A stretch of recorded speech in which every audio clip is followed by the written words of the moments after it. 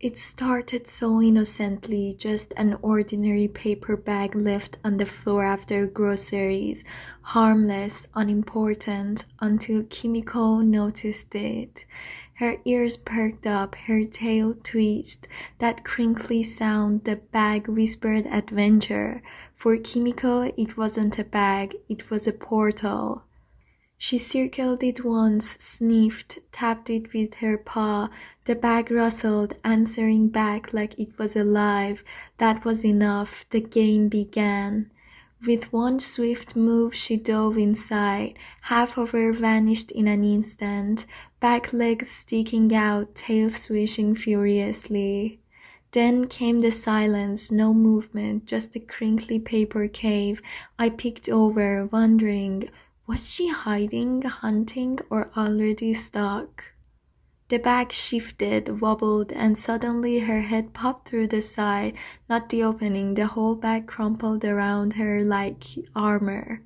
Her wide eyes peeked through the hole she made herself. For a second, she looked like a knight in paper armor, brave, ridiculous, perfect. She tried to back out, bad idea. The bag clung to her head like it refused to let go. She spun in circles, crinkle, crinkle everywhere. Every step was chaos. The bag made thunder with every move. She darted left, then right, then froze, confused by the noise chasing her. Finally, she toppled over, legs kicking, the bag wrapped like a silly crown. I couldn't stop laughing, though she looked so serious about it. If you've ever watched your cat get into trouble with a paper bag or anything they weren't supposed to, drop your story in the comments. I'd love to hear it. Kimiko stood back up, puffed tail high, as if saying, I meant to do that. But the bag still clung to her head like a stubborn helmet.